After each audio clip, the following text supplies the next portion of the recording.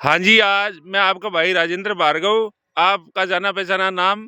तो मैं आपको एक ऐसे शख्स से मिलाना चाहता हूँ जो अपने शरीर को कैसे फिट रखते हैं और अपने शरीर को कैसे स्वस्थ रखने के लिए क्या-क्या करना चाहिए।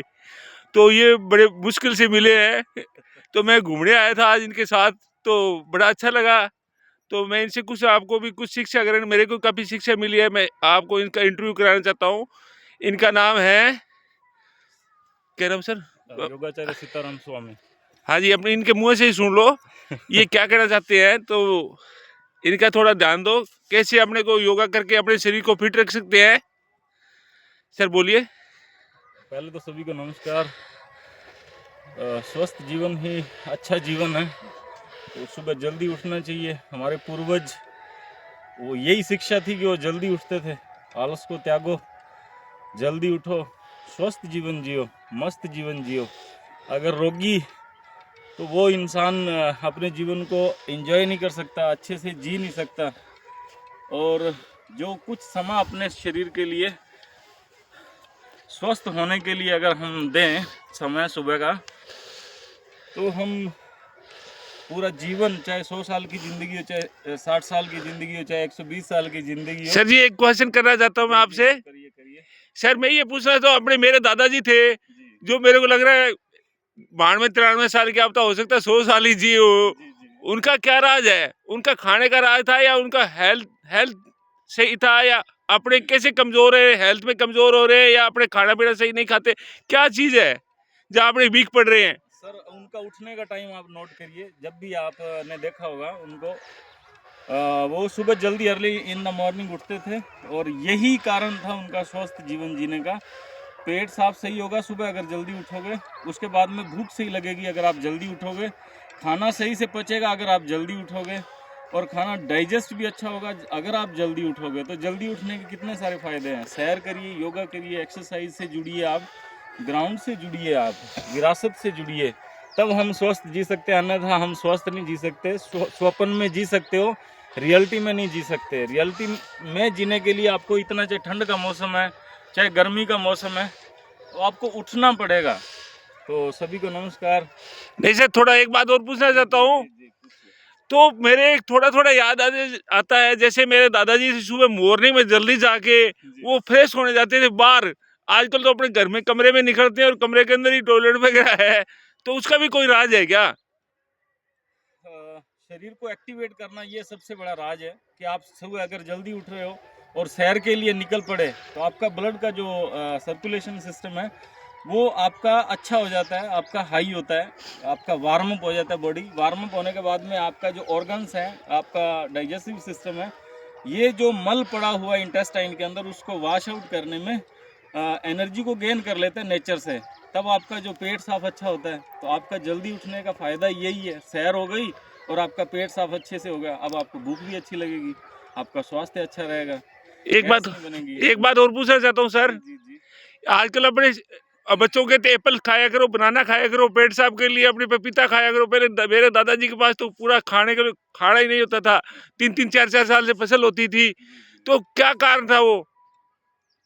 अभी जो लेटेस्ट ज़माने का समय अभी जो चल रहा है, ये पेस्टिसाइड बेस्ड जो खाना, चाहे वो फ्रूट्स हैं, चाहे वो हमारे अनाज हैं, चाहे वो फल सब्जियां, सारी चीज़ें हैं जो पेस्टिसाइड उसके अंदर ऐड हो गया है, ये थोड़ा लॉस है हमारे लिए। और पूर्वज जो थे हमारे, ये इतना पेस्टिसाइड यूज़ नहीं करते थे, इसलिए भी जो हमारा घर का खाना होता था वही हमारे स्वास्थ्य के लिए अच्छा होता था।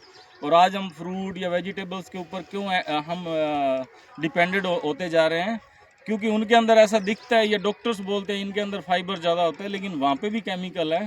तो आप अपने नेचर को पहले बदलिए सबसे पहले। तो मैं वही बातें दोहरा रहा हूँ कि एक कड़ी को आप जोड़ दें, दूसरी कड़ियाँ सारी जुड़ती चली जाएंगी। ये मेरा कहने का मतलब है कि आप अपने शरीर के जो समय है उठने का, उसको सही कर लीजिए, फिर आप केमिकल को भी डाइजेस्ट करने की जो क्षमता शरीर के अंदर पैदा होगी और आप स्वस्थ जी सकेंगे। सर कुछ अपने बच्चों को आजकल अपने कहते हैं हरी, मान लो हरी सब्जी के अंदर विटामिन होते हैं, वो मिनरल्स होते हैं, जो भी होते हैं।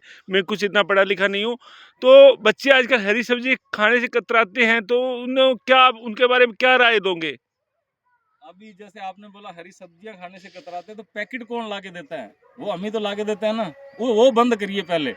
जो पैकेट की आदत डाली है ना, जैसे कि अगर बच्चे को बोल रहा है बच्चा भूख लग रही है, घर में खाना नहीं पका हुआ, तो वो उठा के ले आते हैं पैकेट या हाँ, दुकान मैगी से वगैरह बच्चों को खूब हाँ, बढ़िया लगता है। बना के दे देते हैं, लेकिन वो गलत है, वो सही नहीं है।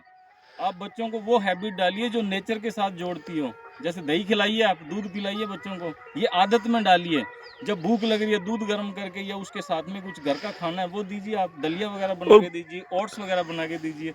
तो बच्चों की आप आदत को बदलना है। बच्चों को पता नहीं है हम हमारी ज़िंदगी क्या है या हम क्या हैं, हम आगे क्या बनेंगे जा कर के, हमें तो ज्ञान है ना इस बात का। तो उसको थैली को या उस पैकेट को हमें हटाना है।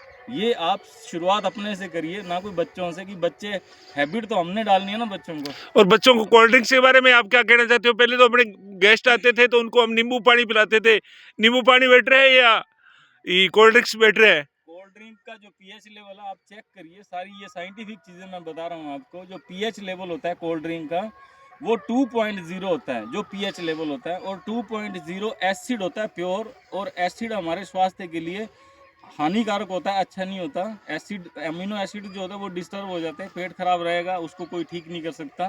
पीएच लेवल 6 से ऊपर ऊपर का पानी पीना चाहिए, 7 या 8, अगर 8 प्लस हो जाता है तो वो अल्कलाइन वाटर में आ जाता है।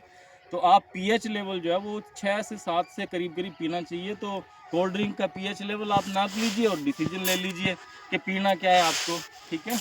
सर आप बहुत बहुत धन्यवाद। मेरे एक ही बात समझ में आई कि मेरे दादाजी थे वो कैसे स्वस्थ थे। मेरे को ये बात समझ में आई कि वो छाछ, राबड़ी और दलिये से ही स्वस्थ थे। इनमें प्रोबायोटिक बहुत ज्यादा होता है, हाँ, जो आपने और बात आज की, अपने छाछ, बच्चे दही, इसके अंदर प्रोबायोटिक बहुत ज्यादा होता है, और प्रोबायोटिक हमारे गट हेल्थ के लिए बहुत अच्छा होता है। तो दही और छाछ ये दोनों ही जो है हमारे गट हेल्थ के लिए बहुत अच्छी होती है, और हमारे पूर्वज इन्हीं चीजों से जुड़े हुए थे। तो तो आप क्योंकि इसीलिए डॉक्टर ओट्स की राय देते हैं और दलिये को नाम ओट्स दे दिया, मेरे को तो ये लग रहा है। जी जी जी सही है। पुराने जमाने के अंदर स्वीट डिश के नाम पे लापसी, आज बच्चे जानते ही नहीं लापसी क्या होता है। और दलिया तो हर घर के अंदर बनता ही था, चने की दाल का और गेहूं का, जिसके अंदर छाछ घेर के खाते थे। उनको कभी मैंने सुना ही नहीं, डॉक्टर होते ही नहीं थे। डॉक्टर होते तो बहुत कम होते थे, गांव के अंदर एक आधा डॉक्टर होता, वो घर में ही हमारी जीरा दादी नानी वगैरह, बताती अजवाइन थी। वगैरह, हींग वगैरह वो दे के हमारी सही कर देते थे। आज उनको अपने भूल चुके हैं। वो फलाना डॉक्टर उसके पास चलते हैं, उसने डीएम कर रखी है। डीएम क्या, अपनी दादी नानी से ऊपर कोई डीएम है ही नहीं। हमारी दादी नानी डीएम होती थी हाँ, उस उस समय की समय। दादी नानी डीएम थी हाँ और हाँ। आज भी दादी नानी डीएम बन सकती है। तो सर से मैं बहुत बहुत धन्यवाद सर का, जो मेरे को टाइम दिया। सर मेरी मीटिंग कहीं से मीटिंग हुई थी सर के साथ, तो ये फाजिल्का से बिलोंग करते हैं, ऑल इंडिया योगा योगाचार्य लगते हैं हम। योगाचार्य है। और ये बांसुरी वादन में इंडिया के नंबर 1 में आते हैं। नहीं नहीं नहीं सर, वो जो चीज़ है, टैलेंट है आपका, लोगों को कैसे पता चलेगा। तो आप थोड़ा बांसुरी वादन के आपके बारे में और थोड़ा रखिए, कौन कौन आपके गुरु है, कैसे आपने प्रचलन किया थोड़ा सा। 2008 से मैंने बांसुरी का शिक्षा ग्रहण शुरू करी थी, सीखना शुरू किया था, जो गंधर्व यूनिवर्सिटी बॉम्बे से है। उसकी शाखा है अलवर में, कला भारती के नाम से। वहाँ से मैंने ये बांसुरी की शिक्षा ग्रहण करना शुरू किया था, और तब से मैं अभी शिक्षा ले ही रहा हूँ जी। मास्टर कोई भी नहीं होता। नहीं, हम ज्ञान का केवल क्या है सर, ज्ञान खत्म ही नहीं होता। हम केवल स्टूडेंट होते हैं, मास्टर कोई नहीं होता, कभी भी नहीं होता। किसी भी फील्ड में कभी कोई मास्टर नहीं होता, हम हमेशा स्टूडेंट होते हैं। कोई ना कोई गुरु हमें मिल ही जाता है जी।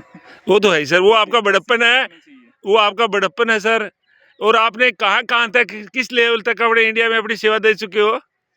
हर स्टेट के अंदर करीब करीब मेरे योग के जो शिविर लग चुके हैं। मध्य प्रदेश है, राजस्थान है, आपका हरियाणा है, आपका पंजाब है, हिमाचल है, गुजरात है ना।